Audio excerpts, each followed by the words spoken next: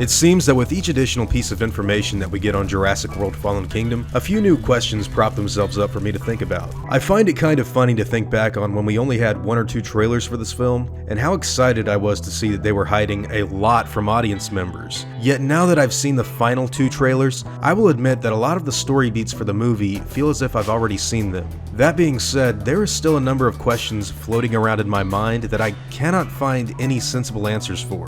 In fact, like I said, with each additional trailer, I feel like more information has become known to me, but also far more things have made themselves unknown. And it's left me wondering on whether or not we really know anything about Fallen Kingdom's plot after all. We know that there's going to be a double cross and a dinosaur auction along with a wild new gothic hybrid, but what else? A little girl is supposed to appear in the second half and the mosasaur will get released. Okay, but what does that mean for the overall story?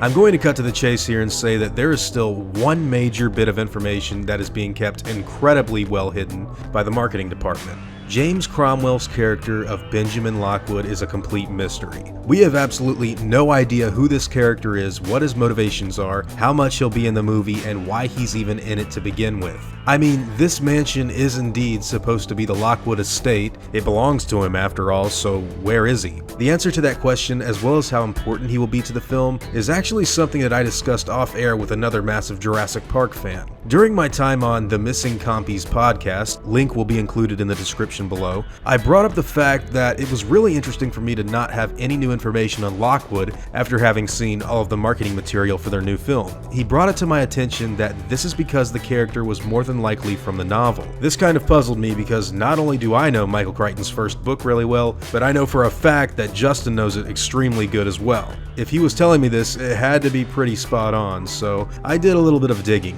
and sure enough, the exact description of who Benjamin Lockwood is as a character is in fact within the pages of the first novel, nearly verbatim. Now, whether or not the filmmakers are attempting to adapt this to the big screen has yet to be revealed, but the very fact that someone did exist like this within Crichton's original story is really intriguing to me. Before I jump into the book though, I want to quickly go over what Cromwell has said about his character in the past. On Larry King, he revealed that he will be playing Benjamin Lockwood, Richard Attenborough's partner, and that they developed the technology of being able to clone the genes. And so now in this film, he's trying to deal with the blowback of what they have done. In another interview with a different publication, he revealed that J.A. Bayona actually asked him to cry during a certain scene in which his character would be undergoing something very unsettling. Apart from that, we haven't had any information from the new movie on who this guy is, but we may find some answers elsewhere. If you own a copy of Jurassic Park, I want you to turn to page 58 and read the chapter titled Hammond.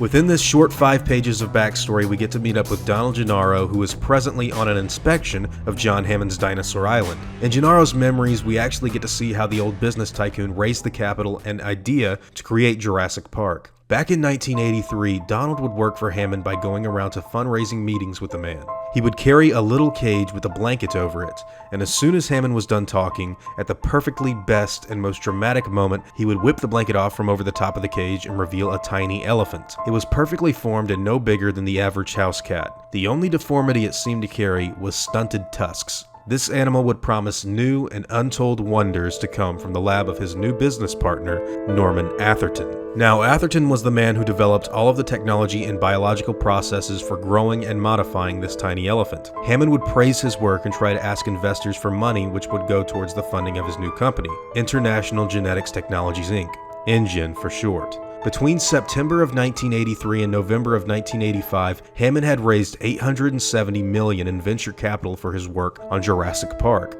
mostly from the Japanese, who were the only ones patient enough to wait against the rule of no return capital being given for at least 5 years. However, during these conversations, Hammond had forgotten to mention one critical point of his work in building Jurassic Park and InGen. Norman Atherton was terminally ill. He was in fact dying of heart cancer during their fundraising. Eventually, Atherton passed away, and his best student, none other than Dr. Henry Wu, would take over for him and complete his work in making Jurassic Park a reality. Now, this is a very brief and quite quick bit of information that isn't really brought up anywhere within the entire Jurassic story after this particular chapter. There does exist some other lore building deep within Trespasser, where the monorail on Isla Sorna was named the Atherton Causeway in memory of his passing. but apart from this, he's rather non-existent. Several fans have entertained the idea that Benjamin Lockwood will be appearing as the novel version of John Hammond in the new film, a very dark and angry man who blamed all of his problems on those around him. But now that I'm going over this again, I don't think so. I think Lockwood's name may have been changed from Norman Atherton in order to help hide the fact that he was incredibly integral to Crichton's Jurassic Park from the very beginning. Think about it. Two characters who were business partners with John Hammond, both of which helped develop the technology to clone the dinosaurs,